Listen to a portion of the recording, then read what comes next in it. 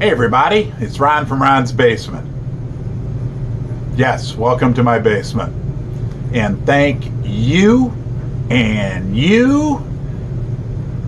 especially, I see you, I know you're watching, you're all welcome, no matter who you are. Thank you for joining me today. Before I get started, I apologize. I just woke up, this is what I look like in the morning.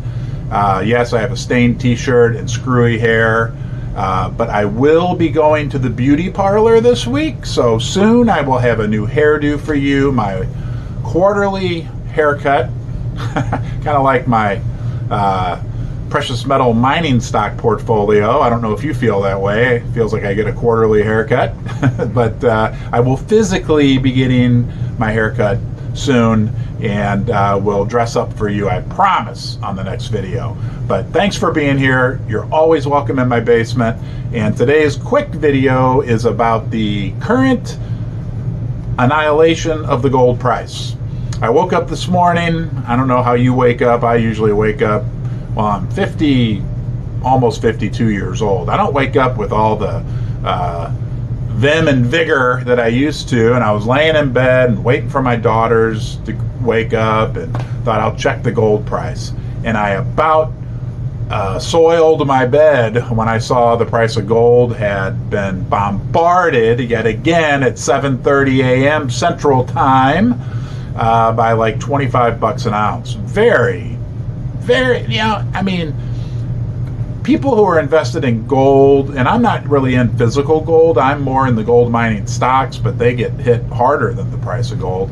I mean, it's just like, here's the price of gold, and then it just gets bombarded. And I've never been a big conspiracy theory guy, but I'm starting to kind of sort of become one, because it happens right at 7:30 St. Louis time when it happens on a regular basis, and I think that would be 8:30 for all my viewers on the East Coast, and about 5:30 a.m. for all my viewers out in California.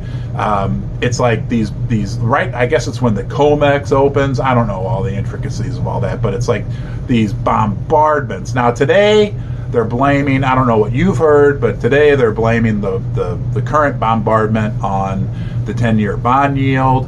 Whatever, I mean, the 10-year bond yield's up to from 1.5 to 1.55%.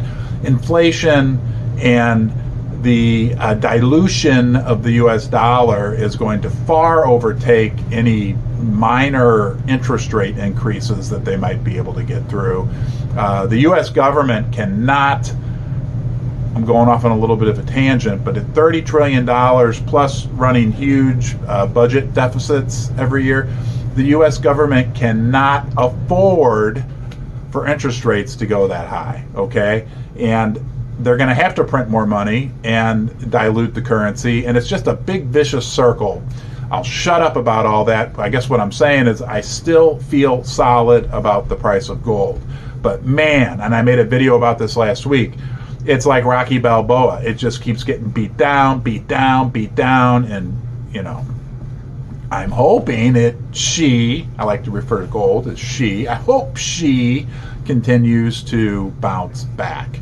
$1,800 gold, hey, let's be optimistic. Let's point out something good. We're still at $1,800, okay? I'm mostly invested in mining stocks. Equinox, everybody always asks me what stocks I'm in. I'm in Equinox, Fortuna, First Mining Gold, which is the one I'm most optimistic about for this year, and Brixton Metals. Those are my four biggest holdings. At $1,800 gold is still a good gold price for the gold miners. Now, First Mining is more of a developer, and Brixton's more of an explorer, but nonetheless, $1,800 gold, if we told us that 5 years ago or 3 years ago, we'd be like, yeah, awesome. So let's keep that in mind. Trying to think what else I can share with you regarding my thoughts on this gold situation. Oh, I looked before I started shooting this video, and actually this is weird. Both Equinox and Fortuna were up a little bit on the day. So some weird stuff going on. I think the natural kind of progression for gold at this point is to go up. But then there's this force that comes in and just wallops it down. And I think what happens is each time that occurs, there's just like another little segment of people that are like, screw it, I give up, I'm done, I'm out of here, blah, blah. And I mean, I think we've had capitulation in the gold price or the gold mining, junior mining sector. I think we've had capitulation occur like, 16 and a half times over the last year and a half. I mean, it's just over and over and over.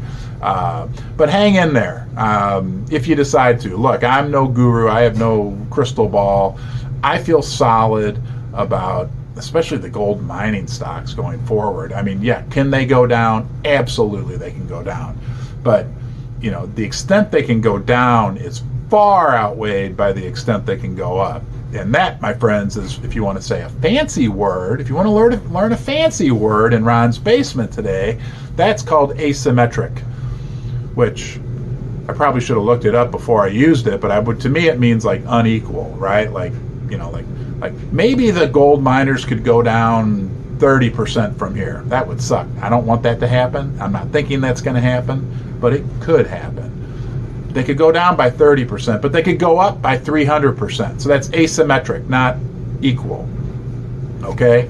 But don't ever use borrowed money to buy gold mining stocks or buy any stocks whatsoever. Number one, get out of debt, okay? And then get out of all debt. And I'm not going to preach at you about your personal financial situation, but first and foremost, get out of all debt. And then, if you want to speculate, and I probably speculate a little too much, but I don't have any debt. So I've got a lot of money in these stocks, and I think that the potential's there for great returns. Okay, I've gone off on a tangent of a tangent, so I'll stop boring you, but I appreciate you being here with me in the basement. All my viewers, you're always welcome here. I appreciate all your comments and all the subscribers. I can't believe I almost have 1,000 subscribers, and I have to admit that's kind of a bit of a milestone for me. So I appreciate you guys, and I hope you're doing well, and I hope you have a great day. Thanks for watching. We'll see you soon.